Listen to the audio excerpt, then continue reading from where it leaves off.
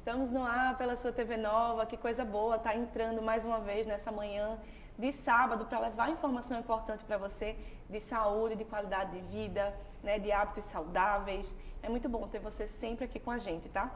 Aproveita que você tá aí, pega o celular, se conecta mais com a gente pelo Instagram. Lá você vai ficar por dentro de tudo.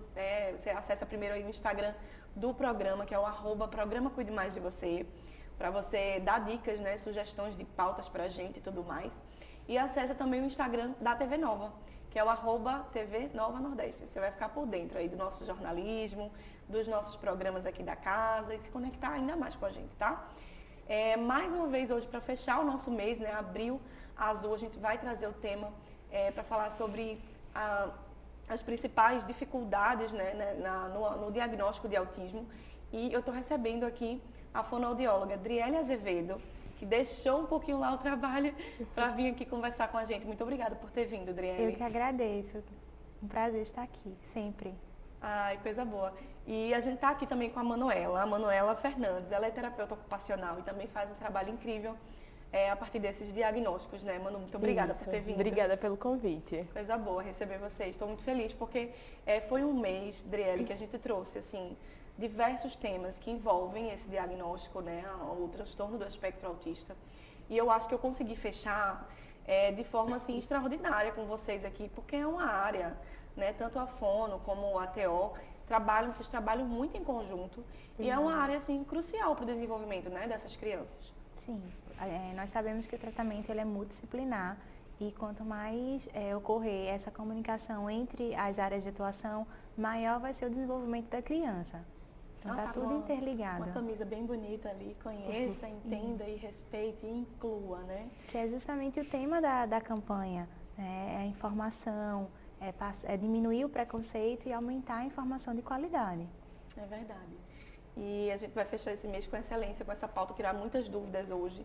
Então você que está em casa fica até o final, que inclusive no segundo bloco a gente vai mostrar, né, alguns brinquedos, algumas atividades que são feitas dentro desses consultórios, digamos assim, né? Para a gente começar, Adriele, para quem está em casa entender melhor assim, a tua história com o autismo, como foi que começou, né? Você com essa formação de fonoaudióloga, como foi que o autismo chegou na sua vida?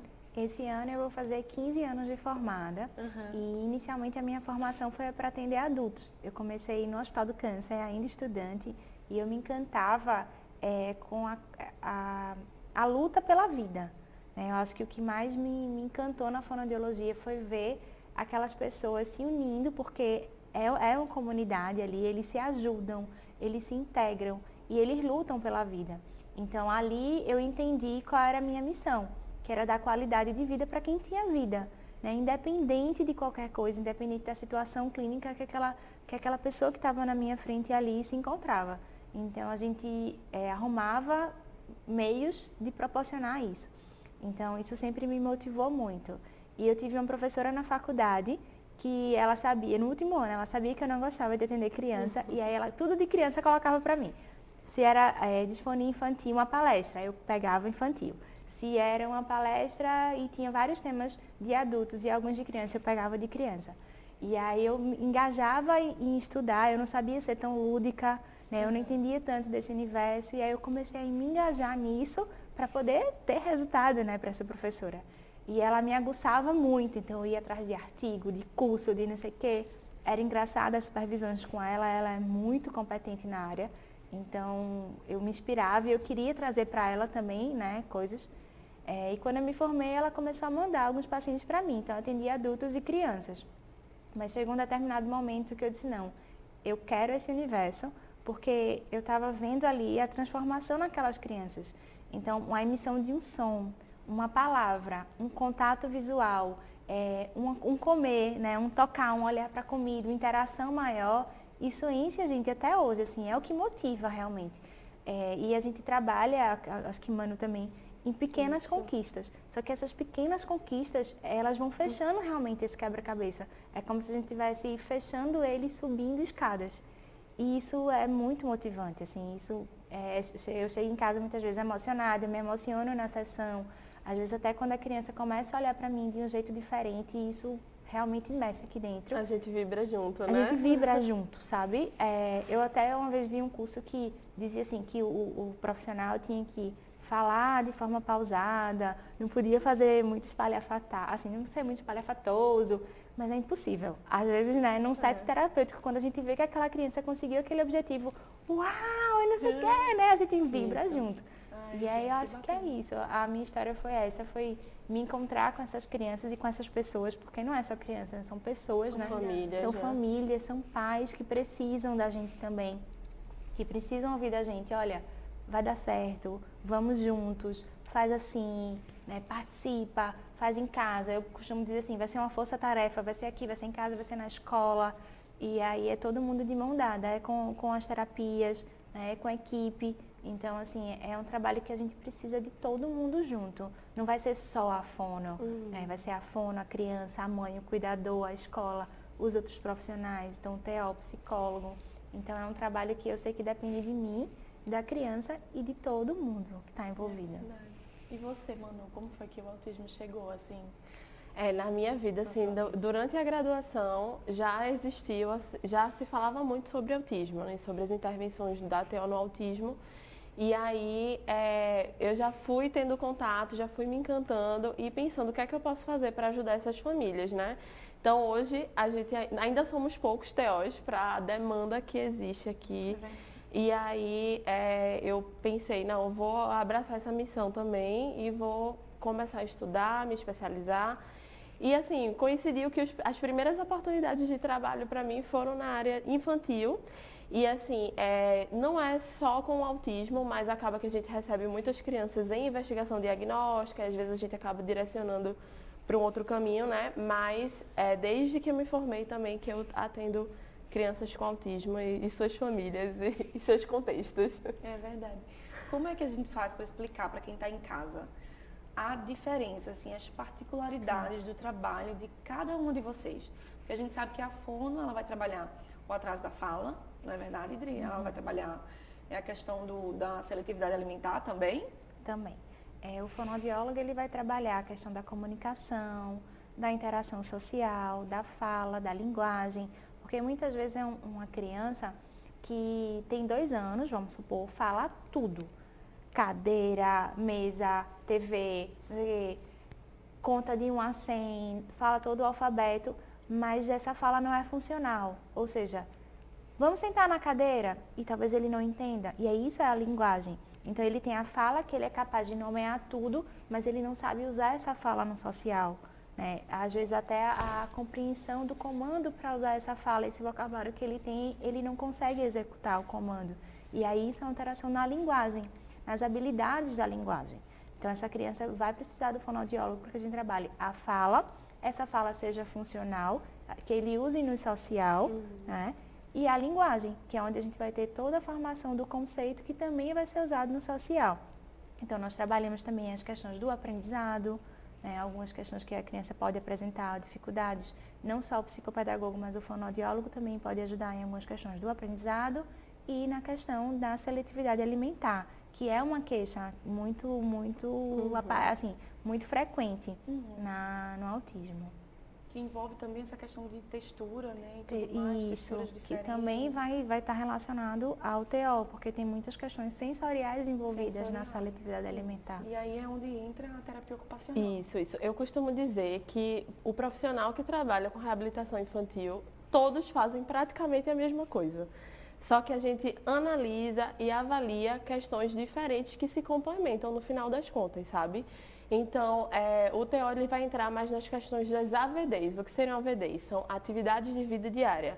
Então, quando a criança tem dificuldade em realizar suas atividades de vida diária, que seria o banho, a escovação, suas ocupações, que é ir para a escola, é brincar e ter um bom desempenho nessas ocupações. Então, é aí que entra o TO para auxiliar nessas questões. E também nas questões sensoriais, que interferem na realização das suas atividades de vida diária. Como foi que surgiu a Despertar, Adriele? Como foi, assim, que a Despertar chegou na sua vida? A Despertar, ela é conduzida por 3, né? Que sou eu, que sou fonoaudióloga, Daniela Aulete, que é psicóloga, e Cláudia Guerra, que é terapeuta ocupacional. começou bem pequenininha comigo e com Claudinha, que é a TO, comigo e com Daniela, que é a psicóloga. Eu que tinha o desejo de ter um espaço que coubesse a minha cozinha terapêutica, que foi um projeto que eu fiz na minha licença maternidade, e eu queria um espaço que coubesse, e onde eu estava não tinha esse espaço. E uma mãe de um paciente apresentou a Daniela, que era psicóloga, mas que não atuava porque ela trabalhava numa multinacional.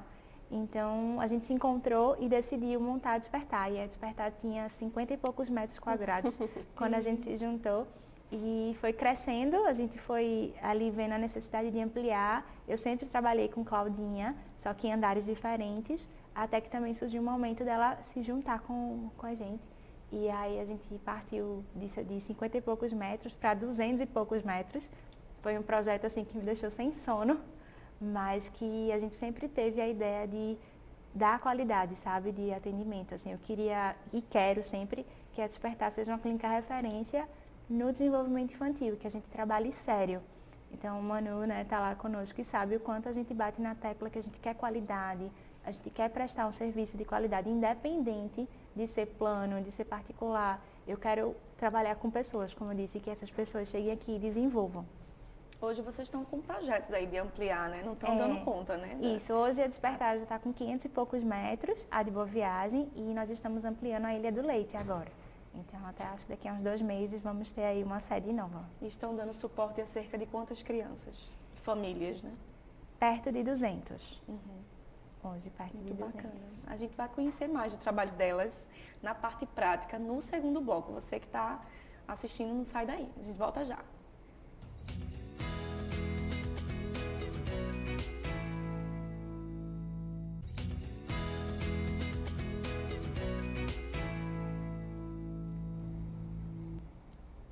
Estamos de volta com o programa Cuide Mais de Você. Estou aqui com elas, doutora Adriele Azevedo, fonoaudióloga, doutora Manuela, terapeuta ocupacional. Mas antes da gente explorar essa mesa aqui, viu, meninas, a gente vai ouvir o recadinho do doutor Breno Rodrigues no quadro Cuide Mais do Seu Sorriso. E agora é a hora do nosso momento Cuide Mais do Seu Sorriso. A minha dica de hoje é sobre o tipo ideal de escova de dente que deve se escolher na hora de comprar. Então, sempre que for comprar escova de dente, prezar por escolher uma escova que seja de cabeça pequena e de cerdas macias. Tá? Por quê? Porque a cabeça pequena vai conseguir chegar ali naquelas regiões mais posteriores, que são as regiões de mais difícil acesso, tá? E que geralmente tem uma dificuldade maior na higienização. Então, quando a gente usa a escova de cabeça pequena, ela vai conseguir chegar ali naquelas regiões mais posteriores. Então, sempre que for comprar uma escova de dente, prezar por comprar uma escova de dente que seja de cabeça pequena e de cerdas macias. Essa foi a minha dica de hoje, Dani. É com você aí no estúdio. Um grande beijo para esse meu amigo querido, Breno Rodrigues. Se Deus quiser, já já ele está por aqui com a gente, fazendo uma bagunça. Estou aqui com as meninas, a gente montou uma mesa bem bonita. Agora sim, uma dúvida que eu tenho. O que é que vocês avaliam quando essa criança chega lá com essa suspeita de diagnóstico, assim? O que é que cada uma de vocês, começando com a doutora Adriele, o que é que vocês avaliam nessa criança de primeira? Primeiro, a gente avalia a fala, a linguagem e como é que isso está sendo usado no social. Então, como é que está a comunicação, a interação e também o brincar. Como essa criança brinca e as habilidades comunicativas e sociais que ela já tem, ou quais elas vão precisar adquirir. E também, as questões motoras orais e da seletividade. Então, se tem algum tipo de dificuldade na alimentação. E de grande importância a anamnese também com os pais, né? Os pais precisam detalhar tudo certinho para esse profissional, para ficar mais fácil para vocês. Sempre tem. Eu sempre faço um primeiro contato só com os pais e o segundo encontro com a criança. Entendi. E aí o primeiro contato é a anamnese, que aí eu até brinco, é uma entrevista danada, é para saber todo o histórico da criança. E isso já ajuda para preparar a avaliação. Entendi. Então, quando essa criança chega, eu já tenho mais ou menos um panorama dela, né? Pelo relato dos pais. E aí a gente já vai montando a avaliação dela. Manuel. E essas avaliações, elas vão ser mais direcionadas àquelas queixas e demandas que a família trouxe. Então, se a família já sabe, já observa que tem atraso em algumas áreas, então a gente vai direcionar as avaliações para que a gente veja como é que está esse atraso, o que é que a gente pode fazer para ajudar, né? Então, o brincar, avaliar as AVDs, como é que a criança está no desempenho escolar, tudo isso a gente observa e conversa com os pais de anamnese. E dentro do consultório a gente vai trabalhar com brinquedos, né? Porque a gente não pode esquecer nunca que é criança e as crianças precisam do lúdico, precisam do brinquedo para se engajar na terapia, né? É uma forma de acessar as crianças, né? O lúdico. Isso, que é o que a gente vai mostrar. Agora sim, eu queria muito que a gente reforçasse isso, que a gente sabe que o acompanhamento é muito individual, né? Cada criança tem, assim, jeitos, né, totalmente diferentes e particulares, né, gente? Mas, assim, eu acredito que quem está em casa, as mães, precisam se atentar, que a gente vem tendo, assim, um grande problema com todos os tipos de plano de saúde, assim, todos, gente. Né, com relação de falta de profissional, a gente sabe que terapeuta ocupacional é algo, né, como você falou, que está bem em falta mesmo no mercado. Qual um tempo mínimo para essa mãe ficar assim, tranquila, vamos supor, de frequência? Meia hora não vai adiantar. O que é que é recomendado, né, em termos de acompanhamento, um tempo mínimo? Como você falou, mesmo que a criança tenha o mesmo diagnóstico, mesmo que tenha o mesmo nível de suporte do autismo, cada criança tem as suas particularidades. Então, assim, a gente pode usar o protocolo de avaliação de acordo com o que a gente observou que vai ser importante para aquela criança, mas nunca vai ser igual ao outro, né? Nenhuma terapia vai ser igual à outra. As crianças, elas são muito, muito, muito individualizadas. E a terapia tem que ser também. Então, isso depende, o tempo de atendimento depende de como a criança suporta aquilo, né? Então, tem crianças que a gente vai se estender mais tempo, tem crianças que não aguentam tanto tempo e a gente vai trabalhando para que ela vá galgando um tempo maior. Vai devagarinho, né? Começa com poucos minutos e ao longo do tempo. Mas, assim, eu acredito que em uma sessão menor que 30 minutos a gente não consegue tanta coisa, porque, assim, o meu atendimento, em especial, eu divido ele em blocos. Então, tem a chegada da criança, né? Tem a apresentação do material que vai ser usado, a interação com a criança, ela se organizar no espaço e aí a gente ir fazendo os nossos objetivos terapêuticos para aquele dia.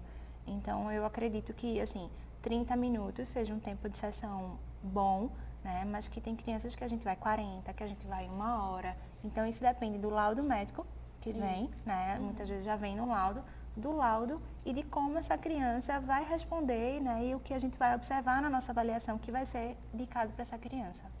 Pronto, vamos embora explorar isso aqui, que eu estava dizendo a elas que eu já amei um livrinho que tem aqui, mas elas vão explicar por parte o que cada uma trabalha dentro do consultório. Porque a gente chega dentro de um consultório, né? Eu tenho um filho com diagnóstico, a gente vê um mundo ali, né? Vários brinquedos, né? Tem uma cozinha, Adriele? Isso, a sua cozinha? É uma cozinha terapêutica para que as crianças possam ser envolvidas no preparo da comida, porque ali a gente ativa os sistemas sensoriais. Ela está olhando, gente, ela é tão importante, porque geralmente quem tem um diagnóstico, né, as crianças que têm, elas gostam de tocar, elas gostam de pegar, de sentir a textura dos alimentos. Algumas têm aversão, algumas evitam. Entendi. Algumas evitam. Algumas esquivam muito. Faz a cara de nojo. Isso, mas aí quando elas começam a ver, ficam ali juntinho da gente, a gente vai botando os ingredientes, de repente assou, tem um cheirinho e quando sai é crocante, e o crocante é uma textura que ele gosta, então a gente ali já deu uma ativada, uma motivada, já começa a despertar o interesse, abaixa o estresse, diminui a ansiedade porque já viu que é crocante, que ficou durinho, gente, né? E a gente vai conseguindo aproximar. Então, por meio da cozinha, eu consigo muito esse contato da criança. Comer nem é o meu objetivo, mas que a criança faça uma troca com essa comida, que ela explore essa comida de forma confortável, já é, assim, o meu grande objetivo. E aí, como eu estava dizendo agora há pouco, se eu conseguir fazer com que essa criança, que tem um diagnóstico de TEA, ela consiga sentar à mesa e participar da refeição com seus familiares, que ela consiga estar sentadinha no lanche coletivo da escola, mesmo que seja comendo um alimento dela, isso já é um ganho, né? E isso também já é uma estimulação, porque ela vai ver, isso vai se tornar familiar, e aí, quem sabe, vai dar a segurança e o conforto de querer comer. Então, são etapas, né? Como eu disse, que a gente vai construindo. De pouquinho em pouquinho.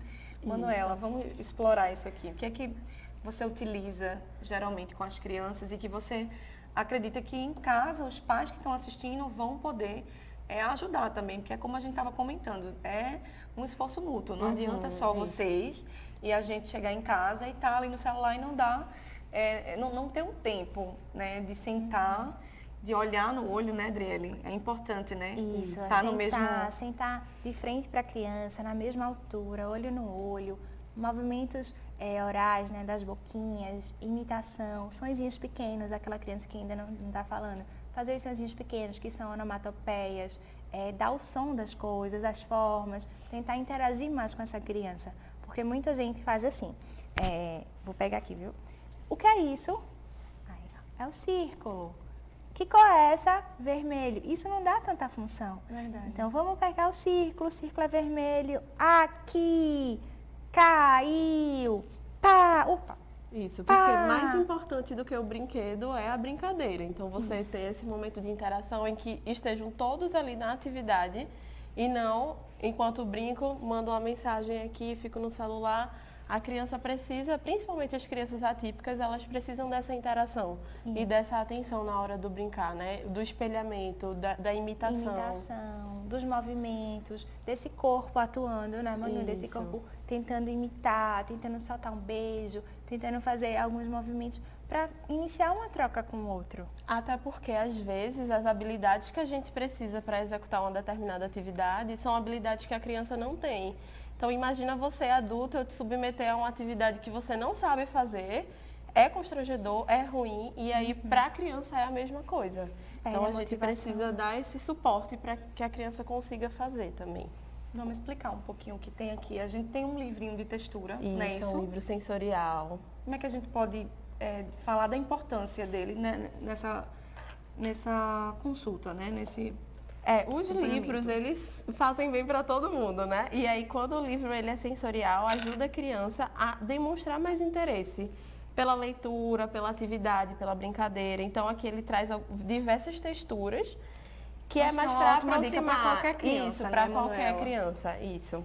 E aí, só complementando que quando a gente começa a dar oportunidade para as crianças a explorarem diferentes texturas, ao corpo explorar diferentes texturas, desde o bebezinho, né, até o uso de mordedores com diferentes texturas, os livrinhos que eles possam tocar, isso prepara o corpo e a cavidade oral para a chegada dos alimentos, que tem um mar de texturas, um mar de consistência diferentes, né, de características diferentes. Então, essa questão do toque, da vivência nesse corpo ajuda também na chegada do alimento na boca. Ai, que coisa E as interessante. crianças, elas exploram tanto com a mão como com a boca, né? Exatamente. Então, esses são brinquedos que eu posso falar para quem está em casa, para as mães, as famílias, que elas podem comprar, que é importante para o desenvolvimento, que vai ajudar, não é? Isso. Desde que seja feito junto com a criança, né? Para ensinar a função e explorar as outras habilidades que a gente estava conversando. Livro é uma coisa que as crianças gostam muito, principalmente os que têm algum tipo de causa e efeito.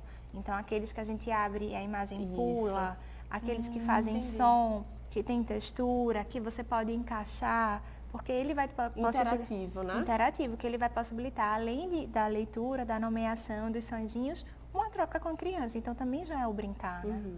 A gente está com o tempo assim, já encerrando, mas eu queria muito agradecer a vocês por terem vindo, ter trago um pouquinho disso aqui para a gente mostrar para as pessoas, ter trago um pouquinho da história de vocês. Obrigada. Eu que agradeço, Obrigada. foi Maravilhoso ótimo. receber vocês. E para você que está em casa, a gente deseja um final de semana abençoado. A gente se encontra sábado que vem, às 9 horas, aqui na TV Nova. Você está intimada. Um grande beijo. TV Nova em todo lugar.